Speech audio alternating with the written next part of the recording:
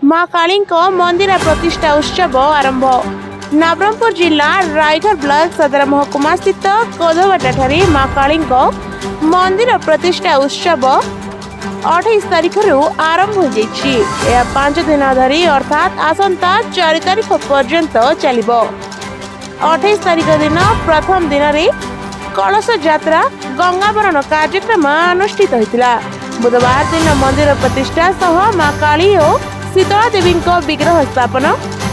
2 तारीख दिन होमयज्ञ सह अष्टप्रहरी नामयज्ञ अनुष्ठित होइछि। मां मंदिर प्रतिष्ठा देखबा पई हजार हजार भक्तों समागम होइछि।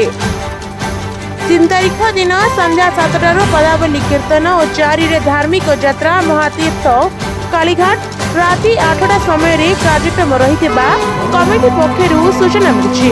उक्त मंदिर प्रतिष्ठा उत्सव रे सभापति भाव में अंजन कांतीवाला, संपादक भाव में तपन कुमार गाइन, स्थायी मंदिर कमिटीर सभापति दीपक बारोई, संपादक पूर्णचंद्र विश्वास, उपदेष्टा मंडली सदस्य दशरथ साहा, श्यामल मल्लिक, शिवनाथ बनर्जी, सपन सरकार, सुकुमार हालदार, विश्वनाथ सिंह, नेपाल मेयर अशोक शिकारी तथा समस्त ग्रामवासी उद्यम मंदिर प्रतिष्ठा कार्य चलछि।